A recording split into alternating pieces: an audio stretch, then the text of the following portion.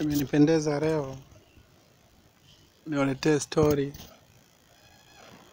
ambayo kila mtu ilipasa aisikilize kwa makini sana. Wakati fulani ambapo nilikuwa nikijiandaa kuleta story hii, nilikutana na vipingamizi vingi sana. Nadhani hapo juu unamwona mzee mmoja, yupo na Hemedi, yupo na mke wa huyo mzee. Bila shaka filamu hii inaenda kwa jina la Mke wa Baba. Unajua kwa nini walifikia hatua wakaita Mke wa Baba? Naomba nipe muda na masikio yako ni azime kidogo. Unajua binadamu wengi wanakuwa hawaelewi ni kwa sababu gani mwanaume anachangia mke. Wewe na baba yako unakuwa mnashare mke mmoja. Kwa sababu katika ulimwengu huu wa leo ambao tulionao, viko vitu vingi vinakuja kwa kutufundisha. Mfano hii filamu ambayo unaiona hapo, katika ulimwengu wa roho ni filamu kubwa sana ambayo inaelekeza baadhi ya mambo, na ndio maana kila unapoitazama season hiyo ni season ambayo haikufanikiwa kuendelea, kwa sababu kwenye ulimwengu wa roho ni season kubwa sana ambapo kila mtu anafurahi akiiona. Lakini pia ni season ambayo hakuna mwanadamu ambaye haifikirii kwa ukubwa, na ndio maana season hii ukiitazama inakuwa inakosa taarifa za miendelezo, kwa sababu viko vita ambavyo vimeibana hiyo season, kwa sababu ni season ya kiroho. Sikiliza, Mke wa Baba ni filamu ambayo ilikuja kumwelekeza kila mtu ambaye alikuwa haamini na anayeamini, na ndio maana iliitwa Mke wa Baba, kwa sababu ina maelekezo ambayo mwanadamu wa kawaida akisikia au akitazama inamtoa sehemu kumpeleka sehemu nyingine. Je, wewe hapo ulipo unadhani haumchangii mke wako na mtu mwingine? Sikiliza kwa makini sana ni kueleweshe jambo ambalo liko katika ulimwengu wa kiroho. Hakuna mtu ambaye unafikiri anaweza akafanya jambo ambalo ni kubwa kwenye ulimwengu huu na kila mtu akashindwa kuelewa huyo mtu amefanya nini. Ni kwa sababu sisi tunaishi bila taarifa za kiroho, lakini pia kadri tunavyoendelea kuishi ndipo tunapoendelea kuona mambo ambayo hayawezi yakaonekana kwa kupitia macho ya nyama. Kwa sababu unapokuwa unaendelea kuishi katika ulimwengu wa dunia, viko vitu vingi ambavyo unapishana navyo mtaani ambavyo huwezi kuviona katika macho ya kawaida mpaka uwe na macho ya kiroho. Kwa nini leo nimekuletea hii story hii ya Mke wa Baba?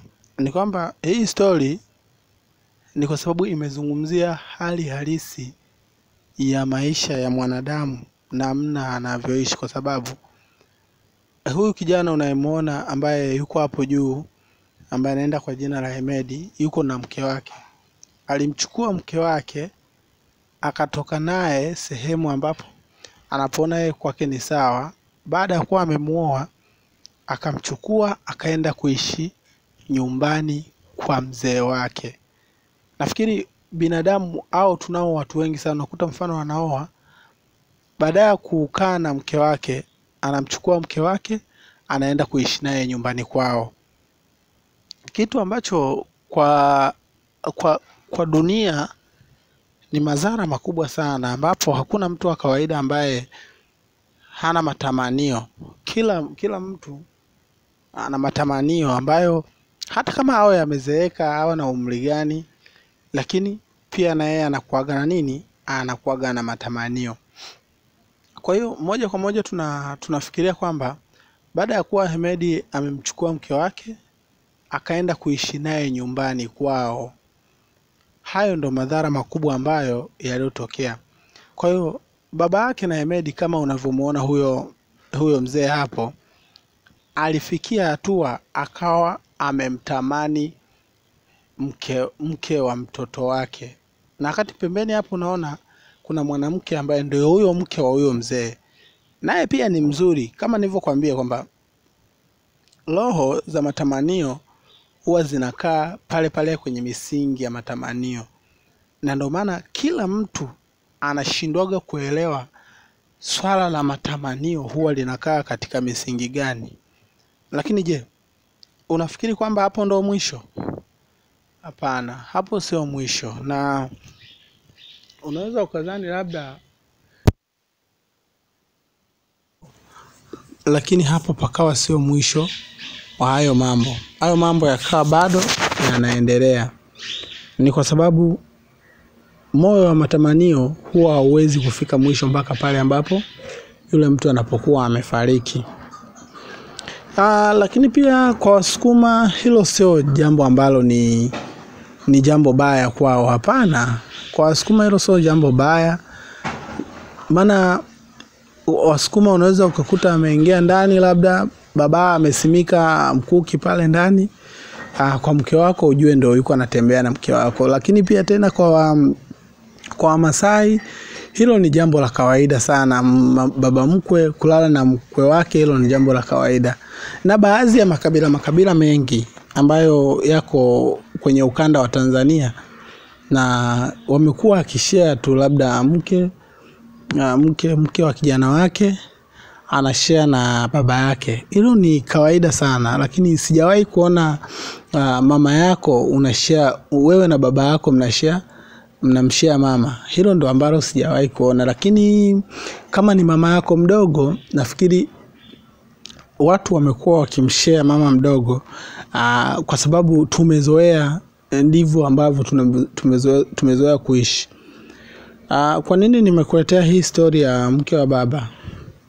Ni kwamba ndio story ambayo inaonekana inagusa sana uso wa jamii kutokana na jambo ambalo lililopo. Bila shaka kama ukitazama vizuri, hao ni Waislamu wazuri, na katika dini wanatoa mafundisho ambayo yako katika misingi iliyonyoka. Na ndio maana mimi nimetazama filamu mwanzo mpaka mwisho, nikaona hapana, hebu acha niwadondoshee ili mjue kwamba kwenye dunia kwamba kuna vitu vingi sana ambavyo sisi kama wa Tanzania tunavielewa, lakini haviko wazi sana. Na tumekuwa tukifanya tunafanya sana upekuzi wa baadhi ya mambo makabila, lakini tunagundua kwamba yako makabila ambayo tamaa zao huwa haziwezi zikaisha.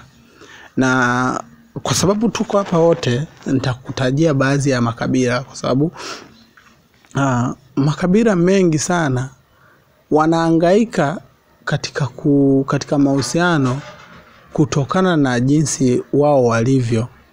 Na ndio maana leo nimetazama hili, nikaona hebu acha niwadondoshee story. Share story, kwa sababu kushare story na watu ambao mko nao pamoja ni nzuri sana. Na unapotaka kushare story na mwenzako, unamtazama namna gani mshare story. Basi leo ndio maana nimetazama nikaona hebu acha tushare story kuhusu hii mke wa baba. Ni kwa sababu natamani niwaletee hii story ili tujue tunaweza tukafafanua vipi. Lakini pia hapo chini kuna comment, dondosha comment yako. Hiyo ndo namna ya kushare story. Dondosha comment ili tuendelee na maisha, kwa sababu kadri unavyoona kwamba dunia iko vibe, dunia inaenda mbio, dunia iko kasi. Hapana, usiangalie kwamba ni dunia gani ambayo iko kasi. Tumekuwa tukiona makabila mengi, Wasukuma, Wasukuma, Wamasai, Wangindo, Wanyakyusa, makabila mengi sana ambayo yamekuwa yakifanya hivyo vitu, hasa kwa yale makabila ambayo yako bara la Afrika.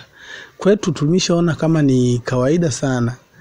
Alafu vitu ambavyo vinavyokuwa vinasumbua, vinawapa tabu watu. Unakuta baba mkwe ameoa, kijana ameoa afu baba mkwe bado ni kijana. Kwa hiyo ndo mara nyingi sana huwa inapelekea watu. Lakini pia kupitia story hii usahau kucomment, kushare, kulike. Lakini pia kama una rafiki yako, una ndugu jamaa, basi mdondoshe hiyo video ili tushare baadhi ya mawazo kwamba tujue ni kabila gani ambalo linapenda sana, yani baba mkwe anapenda sana kulala na wakwe zake kuliko mke wake hata. Kwa hiyo dondosha comment yako hapo ili tuwe live wote. Lakini viko vitu vingi ambavyo mtu anaweza akavitazama akashindwa kuvijua kwa nini vipo.